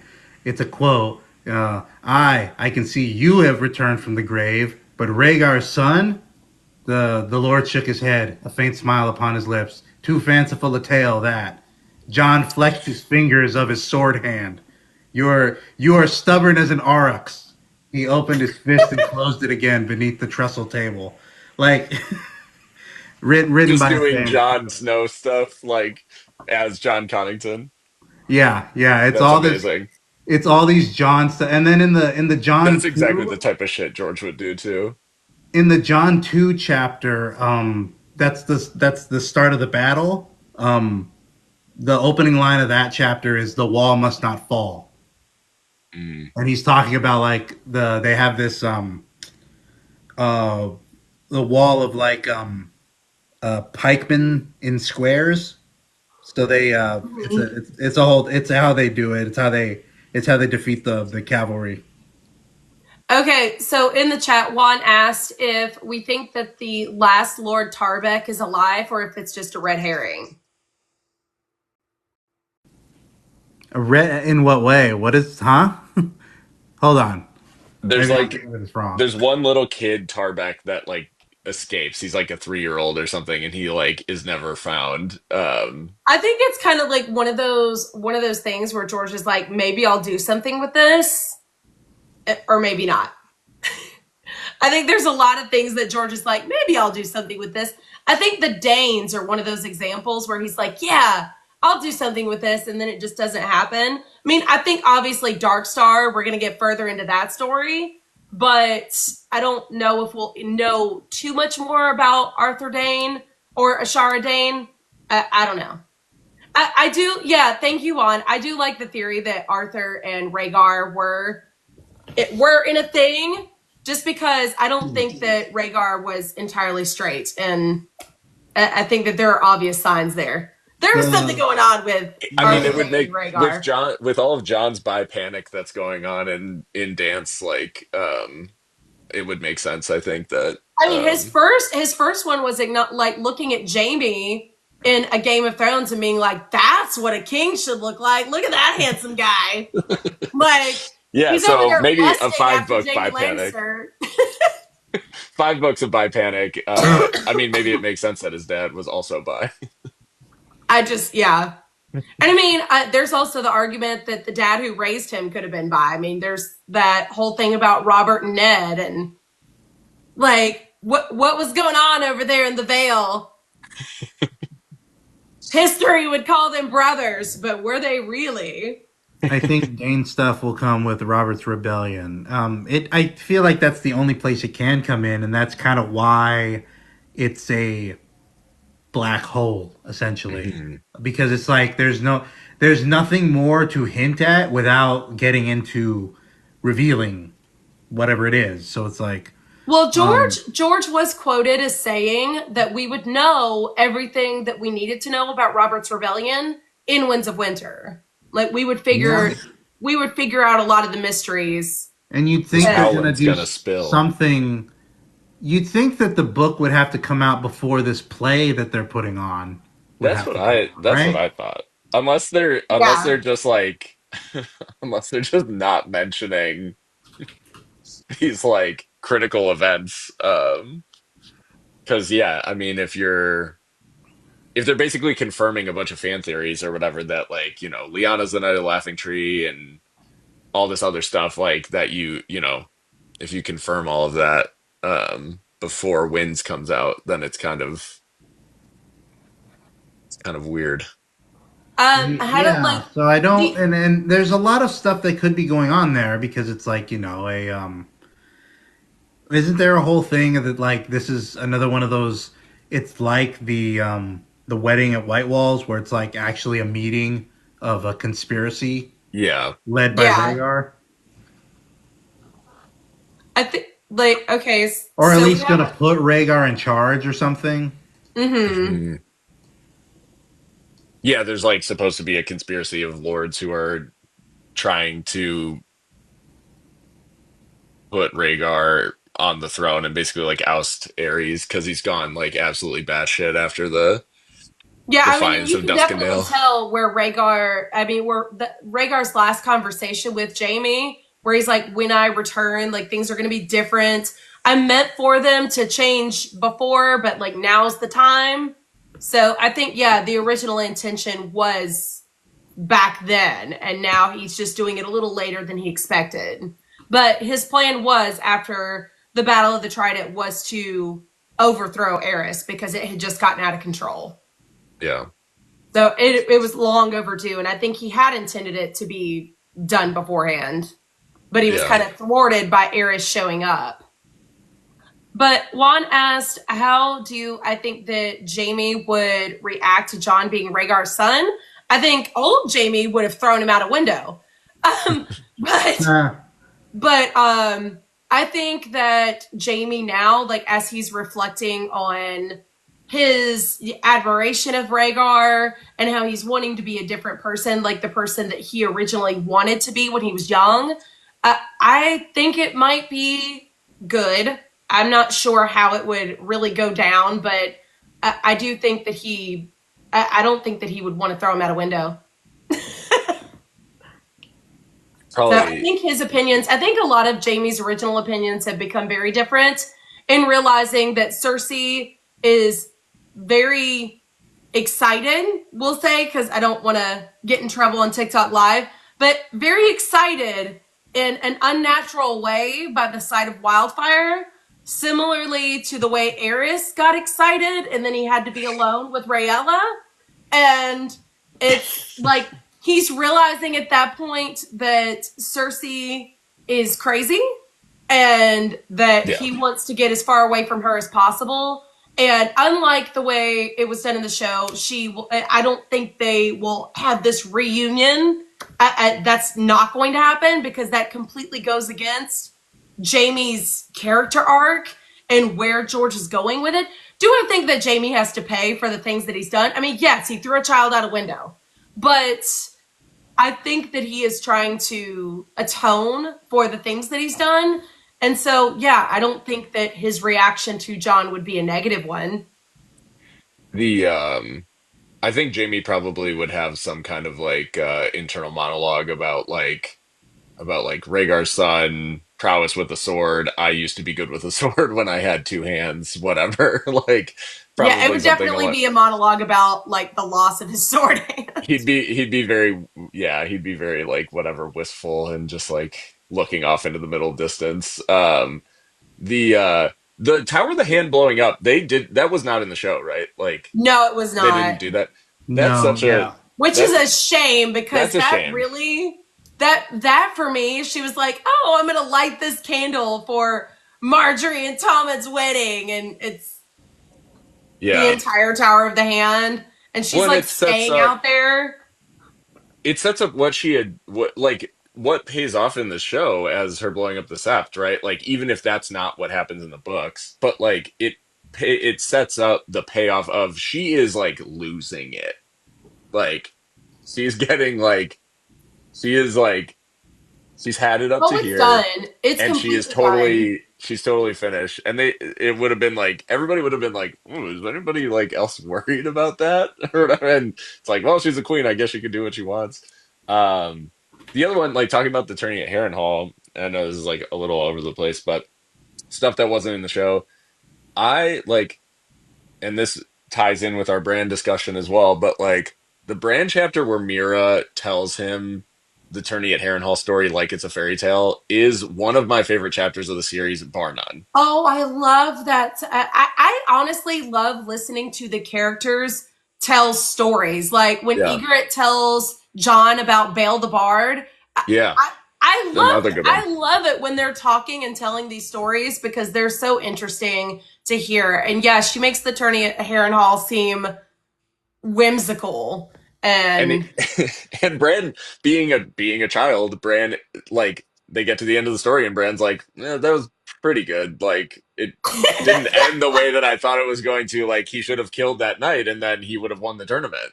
Like that's not how it goes or whatever." And Jojen looks at him and is like, "Has your dad never told you this story before?" Like and he's like, "No, I don't think so." Whatever. He's just like totally oblivious to the fact that they're trying to tell him like a true story in code, essentially. Um, and and him just being a kid yeah, who's he's like, just a kid. Like he doesn't. It goes over his head, and it's so funny because there's these like genuine moments of Jojen just being like, "Are you sure you've never heard this story before?"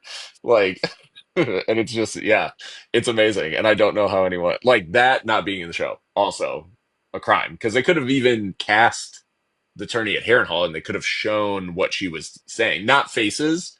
They could have used helms. They could have used like whatever. But when she's describing like the quiet wolf, the and the pup and all of that stuff. I think the she wolf, all of that, like I think it would have been really compelling to see on screen. But yeah, that's one of my like favorite chapters in the book. Because it's just I think it's so well done while revealing, if the audience is paying attention, revealing a ton of lore, right? Like a ton, like Mhm. the one of the like the inciting incident of this whole thing is told in this like sort of indirect way, if you're paying attention to like what she's talking Oh about. yeah, like when they are telling a story, that's literally. I mean, that's one of those times where you really have to pay attention. Like the story of Bael the Bard. There are so many things in that story that you should be very carefully listening to. And not only that, Daenerys's chapter after that is her House of the Undying, where she Right. sees the blue winter rose that is creating a chink in the wall, and there's that like sickly sweet smell in the air, and you're like, oh god, like this is not good. And like it's the winter roses in Lyanna's bed, and like that sickly sweet smell of death in the air, and you're like, oh god, there's a freaking rose in the wall, it's not good, whatever's gonna happen and come of that. And that's where you see like the possibilities of Darth John. But Right. but one, I always forget that Eris had the same dream of wanting like the white castle, like the white city of marble. I really honestly think that that's just George being like, see, she's gonna burn it down. I really, I I mean, the heavy emphasis, I don't know where anybody could get, oh, Dany's going mad. When you literally have Cersei over here, like, my enemies are in the walls. mhm. They're listening to everything I'm saying. They're everywhere. We must burn them all. We have to burn Tyrion out. I'm going to burn him out of the walls. And then you have Kevin dying by a crossbow, very specifically, which I don't even think Varys recognizes the implications of what he's done. I don't think he understands how bad it's going to be. So he's just like, oh, yeah, I'm going to do this just to piss her off. And she's going to do something stupid. She's going to piss off the small folk and be overthrown. It's not a big deal. No, Cersei's going to torch the place. Yeah. Like, I don't even Yeah. think Varys could have predicted that. So it's bad. But I think it's really interesting that they do have all of these similarities. And I think that just ties back to George saying, like, this is going to be the end. Like, Cersei is going to finish what Eris wanted to do. It ends with Cersei. Mhm. So, and Yeah. that's because the throne is not the focus, and it never Right. was.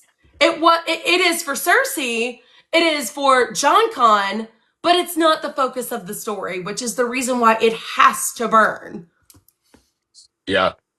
No, I think the White City of Marble, I mean, the only thing that is coming to mind, and it's just because I'm in the thick of Daenerys chapters in Marine, but I one thing I'm reminded of in because the way I imagine the pyramids or whatever, and I think it's just because of whatever, I'm imagining stone everywhere when in reality, like in the books, the halls are all marble.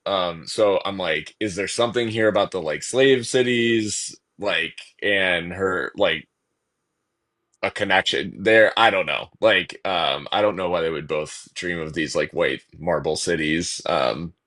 But she's kind of in one at the moment, so I don't know if it has to do with like, the whole going east to go west and all of that stuff, but Yeah, I mean, I could see it. I could see it being about Daenerys. Like, I mean, always loved Chelsea's theory that all of the Targaryen, all of the Targaryens who are having these dragon dreams are all dreaming of Daenerys, even though they often misinterpret who they're looking at. sure. But I don't. Obviously, Cersei doesn't apply to that. Not being like she's not a Targaryen. She's not a Targaryen. I cannot repeat this enough. She's not a Targaryen. But I do think it's interesting that they are like they have. I don't know if she's dreaming of it because she just says that she wants this white castle by a river, and she explains that like like the Red Keep is so ugly. I want this White Castle by a river. Like it would be so much better. Yeah. And I think that that's just ultimately leading us to I'm going to burn it down so I can build my White Castle by a river. Yeah. But could we get a three-way dance 2.0 between John, Danny, and Fagon? I think that the dance 2.0 is Daenerys versus Young Griff. I think it's between the two of them. I think it was always supposed to be the two of them. Once George created the Blackfires, like that's where we're going to get the final rebellion, the Dance 2.0, and all of that. Because I don't think that Euron's the actual Bloodstone Emperor. I think he wants to be. Like, he wants to be the big bad. He wants to be the main focus. He wants to be the Bloodstone Emperor. And he wants to be Valyrian so bad, which is why he needs Dany. He needs dragons. He needs to usher an apocalypse. Like, that's what he tells Victarion. Like, essentially, he's saying, I want to usher in my own apocalypse. And I want to rule over everything. So he needs her to be able to do that because he sees Valyria and the dragons as like the height of power. But that's the irony of it all, with Sam being the one to that other eye. Right. Yeah, the trick shot 360 no scope through the eye. But yeah, the I think like um I agree that I think it's gonna be Daenerys versus Fagon. I think he's setting it up to where Fagon will be like because he's obviously in Westeros already, so I think he's setting up like Aegon will take King's Landing. Whatever happens during that like taking of King's Landing, I'm not really sure because it could be that's when it burns. It could be it burns when Danny shows up. Like there's a lot of different ways that they could take it, I guess. Um, but I think the initial fight is going to be Daenerys, who is now faced with the prospect of this like well liked ruler who is like seen as her brother's son, even though like she's probably I don't know if she'll ever find out the truth of like Fagon's parentage or if any Oh, of us will. I think the whole reason why Tyrion is with her is to expose it. I think Tyrion's Oh, going to figure it out because Tyrion has already figured out by this point that yeah. Fagon's an asshole. Like Hmm. he's literally like Joffrey in a lot of ways. Yeah. In the worst ways possible. Because at first he really likes young Yeah. Griff. Like he gets along with him. That's the reason why he saves him.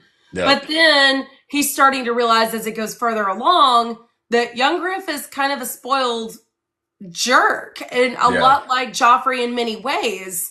And I think that at first Daenerys is going to love him because she craves that family, and especially because Viserys died the way he did and he betrayed her. She's going to be like, "Oh my gosh, you're Rhaegar's son. You're my nephew. This is great." And Hmm. so everything's going to go really well until it doesn't. And I think that Tyrion is going to be the one to figure it out, just because one thing about Tyrion is for certain is that he can pick up on people very quickly. Like he's Sure. got to read on people so fast. Yeah. Yeah, and I think it's what he beats him at Cyvasse or whatever, and that's like Yeah. what triggers like And he flips the table. young Griff like flips out. Yeah, he And then flips the also table. like He gets super mad. And and all then he's like, Daenerys is the dragon queen. She's the mother of dragons. She's already taken these slave cities. And like, she's launched this entire thing. She's already a queen in her own right. Like, what does she need with you? What do you have to offer? yeah. Nothing. Like, and he makes young Griff feel inferior, which is not something he's about. He's like, okay, well, I'm just going to go conquer King's Landing and I'm going to show Dany that I am worthy and that I'm better. That Hmm. like it's me. So that's where you get more of that Joffrey. Yeah. And he takes the bait even more perfectly. Tyrion's like, man, he really just ran with that. Yep. Yeah, yeah, Tyrion sort of like talks him into it because yeah, they just abandoned their whole plan. to go meet up with Daenerys. It's I think separating the two, because it would have been narratively, like if it's like, hey, they're gonna get together in some way, it would have been much easier to do that in Marine, right? Like, so now that they're separated, it just gives time for potential conflict to build, because as soon as Daenerys gets back to Marine and it's like, hey, by the way, like your nephew just like marched on King's Landing or whatever, she's gonna flip out. Like not in a, Mad Queen way, just in a like, wait, what the fuck? Like my nephew's alive, number one, and like why did no one know that there was some Targaryen invasion going on? Like that doesn't involve me. Um and yeah, so I think it'll be like a point of contention, particularly because, and I think this is where like the Mummer's Dragon and all that stuff comes into play, where it's like he's Yeah, he's going like, to "Where's his be dragon? Show me his dragon." Well, and he's going to he's have gonna be one. He's going well. to have Rhaegal. No, he's gonna have Viserion, but we don't need to argue about it right now. No, he's not going to have Viserion. The entire point of Rhaegal being green, he's green for a reason. Just like, I don't know, the Greens, the High Towers, it's literally going to, like, it's the Dance 2.0, because, I mean, you've got a red and black dragon. Like, the irony of Drogon being red and black specifically, and then you have bronze and green. Well, the green definitely with the High Towers, but like a green dragon versus a black dragon. And I also think that it's just cool to have a black fire dragon. I mean, even though Young Griff's kind of a turd, it's going to still be cool to watch a black fire actually have a dragon. Like, I'm excited and I'm living for the moment. And also, it's that need for Rhaegal to kind of be that retribution for Miri, because Miri was sacrificed to bring Rhaegal into the world, and it was against her will. So Dany has to pay for that in one way or another. And I think that Rhaegal's already showing a little bit of like resentment towards her by biting her, and she's like, ow, that actually really does hurt. I mean, I think he loves her, but he's going to abandon her when he can, because, a dragon is not a slave. All right, the app is going away, so now is the time to say whatever you got to say. What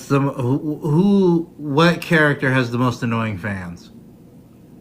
Stannis. Stannis, right? It's Stannis, yeah. I mean, It's there's Stannis. Honestly, I thought it was the Snow Boys. I really did think it was the Jon Snow fans, but Stanny wins this one. The Stannis the Manus thing, I cannot stand it. No, because it's like, at least with Jon Snow, you can pretend that he's Aragorn. You can pretend that he's like the traditional hero. What is Stannis in any of this? Yeah, see, like, oh, sorry, I thought you were saying that Stannis was Aragorn. I was like, Eric, we are not friends anymore. I'm exiting the chat. But no, like, yes, Jon is the Aragorn of the story. And like whatever happens with Jon, I want to just say and solidify this now. He's not Azor Ahai. He's never going to be. But I am still very much on Jon's side.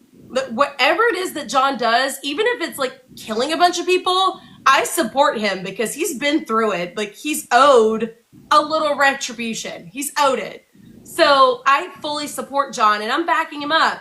But Stanny, the only thing I want Stanny to do is after he burns Shireen, which George said he will do, has said that it's a for sure thing. It's always been his intention for Stannis to burn Shireen. So that's not like been a maybe. He says literally, it was always my intention, has always been my intention for Stannis to burn Shireen. So there's little interpretation left to that. And it's inevitable. Like, he's already showing the signs. He was willing to kill the man, or allow the man who raised him as a son. He let Crescent die. And not only did he let him die, but he let him be humiliated and then let him die. And he was a part of that humiliation. Like, it was terrible. Then he kills Renly. He kills him. Point blank. Like, that's it. He kills Renly. Courtney Penrose. He kills Courtney Penrose. And then he was going to absolutely burn Edric. Like, there's no, oh, maybe, no. He tells Davos, what is the life of one child against a kingdom? Like, he was going to burn Edric.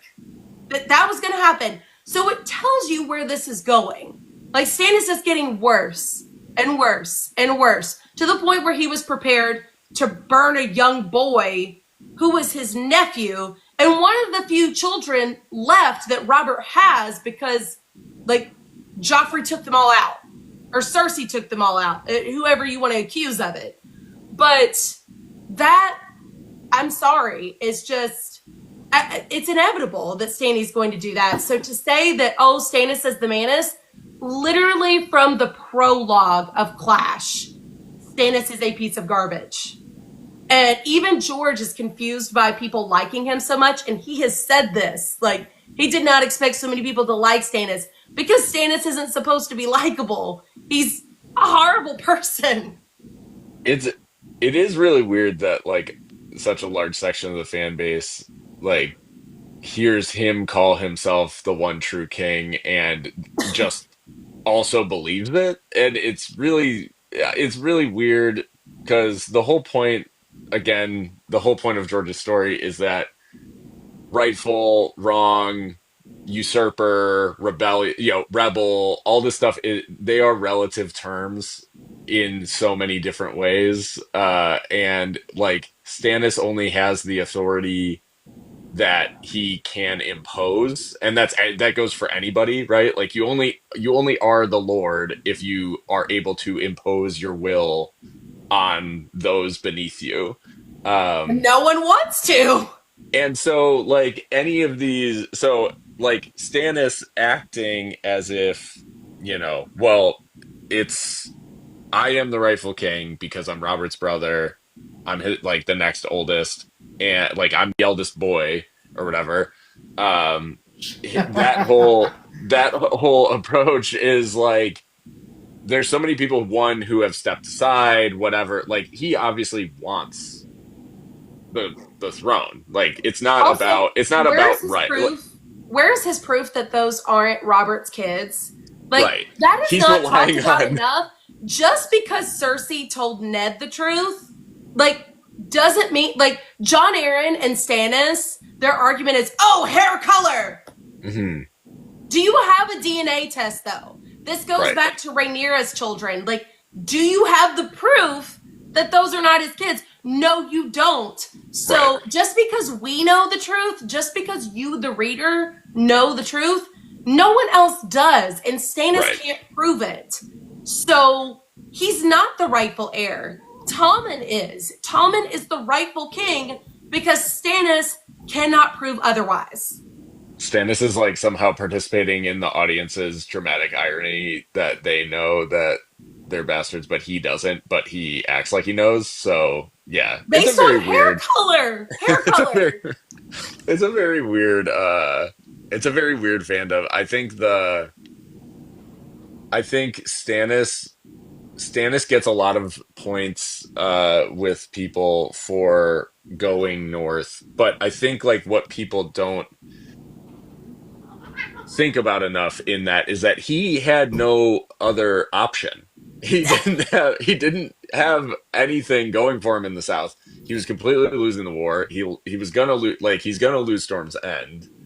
Um, and if he didn't go north, that was the only opportunity for, like, I need an army, which I don't have anymore. Most of my guys have sworn to the crown, like, so the only way for me to carry this war on is to go elsewhere, and the only sensible place to go right now is the north, because he's like, he doesn't have friends in Dorne, like, he's banking on, like, these random northern houses to, like, be honorable and follow him because he's got the better claim. But, like, again, it's all based on, he just didn't have another option. So it's like everybody acts like, oh, he's the only one who's focused on the right stuff and, like, fighting in the north and everything. And it's like, he's doing it out of desperation. Yeah, He would exactly. not Doesn't- fucking be there. He would not fucking be there if they won the Battle of the Blackwater, right? Like, Yeah, Like, he wouldn't be there. He wouldn't have gone. he'd be He wouldn't have helped. he'd be king, and he'd be He'd be hanging. He'd be He'd be hanging like, Ned people. Stark's bastard. Ned Stark's bastard. Like, Robert loved Ned, and he never loved me, but I was his brother. Yeah, And then it's he'd all still. back to the I constant would say whining hopefully. about how my brother didn't love me. Yeah. Like, I don't know if he would or if they could, but if he knew that the Night's Watch needed people, hopefully he would send. Well, that's the thing. Would he send those people there, or is he of the mindset that like leaving people alive, like just lets the rebellion like Yeah, like lazy? they're traitors. He'd be too busy, like, because if he had won the Battle of the Blackwater, he'd be too busy trying to capture and kill Robb Stark still. Yes. yep. He'd be fighting a stupid war, just like banging his head against Moat Cailin for the next like 20 years. And I mean, that's just, and also Stanny has to make sure that everybody is punished. Like, if you are the reason why he stubbed his toe 15 years ago, you're getting it. He's coming for you. And that's just, it's not a way to rule. The way he talks about all of these slights and how he's going to make everybody pay and how he doesn't understand why Robert made alliances with people who were once enemies, because Robert, at least in that regard, had a shred of common sense. Stannis has no common sense, none whatsoever. He's like willing to just like he expects people to be loyal to him because like there's no offer, there's no hey I'll do this, or hey we can make this alliance, or hey we'll do this. There's nothing. He has nothing to offer people, and he doesn't think he has to because he thinks that this is his birthright and he's just entitled to it. Well, that's not how this works. That's not how you win. That's not how you become a king, and that's not how you rule. But he doesn't see it that way. He just thinks people should be loyal because, and he doesn't inspire that in people. Like, that's one thing that really bothers him about Renly, is Renly inspires loyalty in people. He inspires loyalty in their own house. Stannis' own family, we don't talk about it enough, says, we'd rather have Renly. Like, no one wants him. No one does. So, and that's what bothers him so much. And it's like, at what point in time do you just say, this is it? Like, I'm not getting anywhere with this. And that's what I tell people all the time in Asha's chapter when she's like talking about how determined Stannis looks. Everybody's like, oh yeah, she's admiring how tough he looks and how he's like, no, she's telling you he's crazy. Mm-hmm. She's looking at this man and saying his entire army is falling apart. Everybody's freezing to death and he's still pushing forward. He's crazy. Okay, he's not well. Never mind. I see how he's popular with incels. Okay, I get it now. Yeah, like, honestly, yeah, I get how, like, the toxic masculinity and the misogyny of Stannis, I get how that can appeal to certain people. But, I mean, if you have any sort of common sense, you're not ever supposed to like Stannis. I mean, even Davos seems to tolerate Stannis because he feels like he owes him something. From Davos's POV, I feel like at the most you're supposed to be like frustrated. Davos is frustrated from the very beginning. He's so angry. Yeah. Oh, and the other big thing is obviously Stannis, like the second that he was presented with the opportunity, asked Jon to break his oath to the Night's Watch to be his Warden of the North and like Jon Stark and all that stuff, which is crazy for the most honorable man in Westeros to ask someone to break an oath. And he did it for totally altruistic reasons, right? Because he's just such a good guy.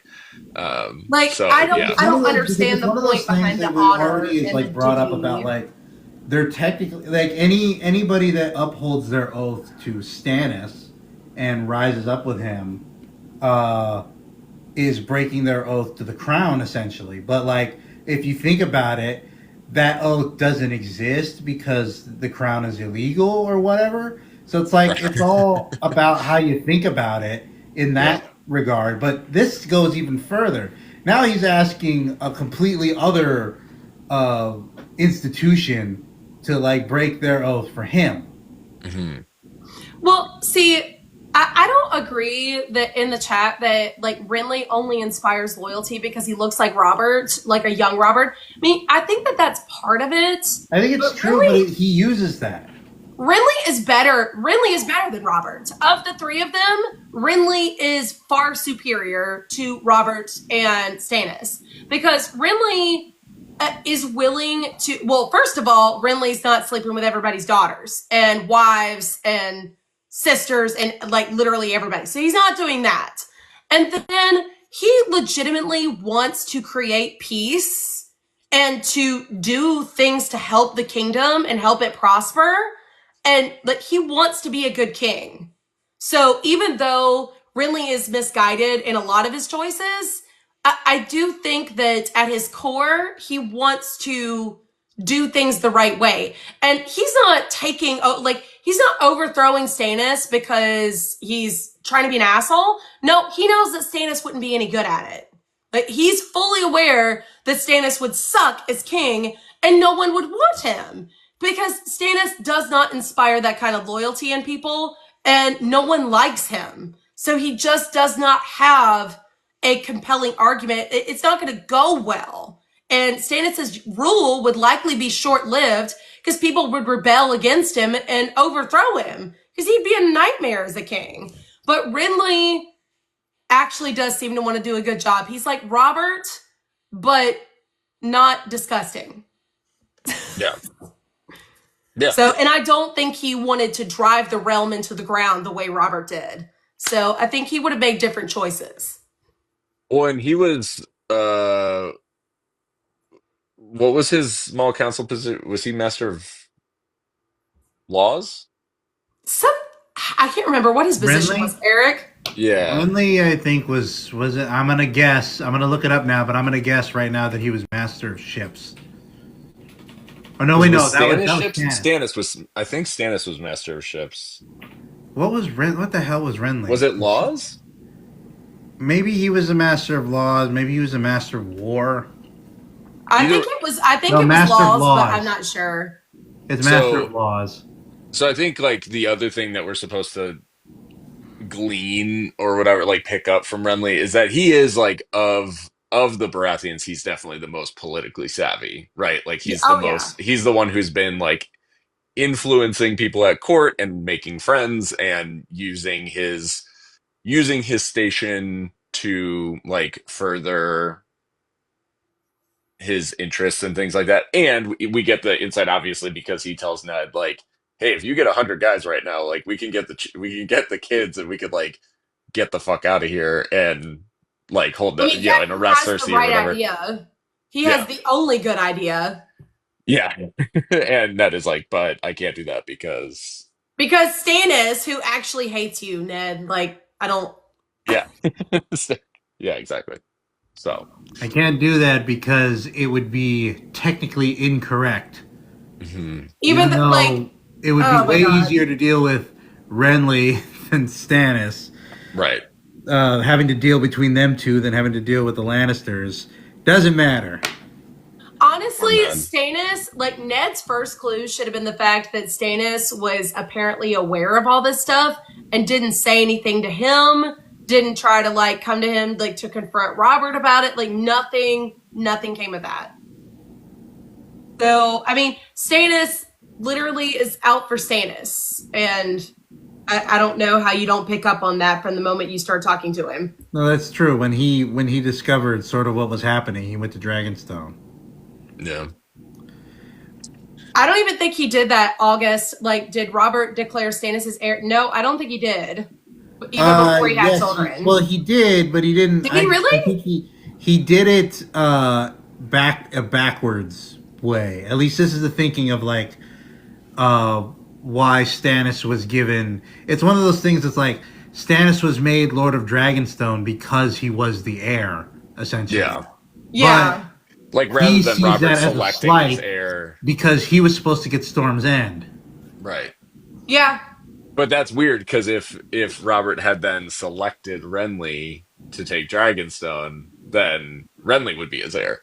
Yeah, the heir. Yeah, and this was why I think he gave it to him because he took it during the war, and then also because I think because Robert didn't have kids at the time, or an heir at the time.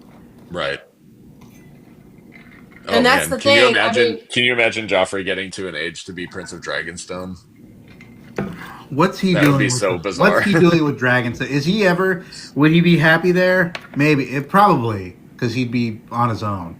It would be his I own think little Joffrey would have been psychotic, super like, excited to meet Qyburn. I think Joffrey and Qyburn would have been buddies, like in the most bizarre way. well, I don't think Joffrey had the capability of being happy at any point in time. I think I am gonna have to call it, but I appreciate you guys having me on. Yeah. This was a lot of fun. All right. Hopefully it's not the last one. Hopefully it's not the last one, but in case it is, where can everybody find you? Yeah, so I'm gonna be primarily doing stuff on YouTube Yeah. from here on out. So you can find me. I actually just changed up my name because I'm going for a not as narrow of a focus maybe in the YouTube. It will be a lot of a Song of Ice and Fire stuff. Don't get me wrong. Um, but it's Baki Balboa, so BAKI. This is a throwback. I'm going back to my roots. This was my first ever Twitter username. And so I'm just going back to the roots. But Baki's my last name. And so anyways, I'm leaning into that, Baki Balboa. So it'll be all nerdy stuff, but primarily a Song of Ice and Fire up front. And actually, me and my friend Caroline, Belak, who I think you guys have maybe seen around as Belak on here, and she did a podcast called House of Fire and Blood that I was on an episode of, but we're doing a close reading of A Night of the Seven Kingdoms, and so we're going to have a pod of the Seven Kingdoms on our YouTube channel, so check that out. Coming very, very soon. That's awesome. Yeah, that sounds cool. I'll have to tune into that. Cool. Well, thank you guys. We can be found on Spotify. That's really where I was hoping we'd move to, and we finally have. We're on there as the Wicked Witches of Westeros. And it's really great because you can have a podcast that you can listen to instead of just watch. So it's more flexible in that way. And then I will obviously predominantly be on YouTube and be making like more long form content, which I think is probably where I should have always been, because a lot of TikTok is really book content for show only dummies. To answer the question, Neftali, so we're recording our first episode January 30th. And we're going to do it in pretty bite-sized chunks because obviously it's not a very long book. So I think we're going to do 8 episodes about the Hedge Knight, like 20 pages a piece. So it should be pretty like digestible. Not too crazy, but yeah, we'll see how it goes. But yeah, we record the first episode January 30th, so it'll be out sometime after that. But then in each subsequent episode, we'll talk about like, okay, next time we're reading like this chunk. So nice. I'm excited, and same. I appreciate finding everybody here through this app. That's the one thing that I'm like happy, even if it doesn't stick around. Like we're all hooked up with each other now, so it's like I've met some people who are like-minded, and it's just great because as we've kind of complained earlier in the stream, it's a little tough out there right now. Yeah. Sure. All right, everybody. Well, hopefully this isn't our last live. If so, we'll see you on the other apps. Mm-hmm. Good night, y'all. Good night. Bye bye.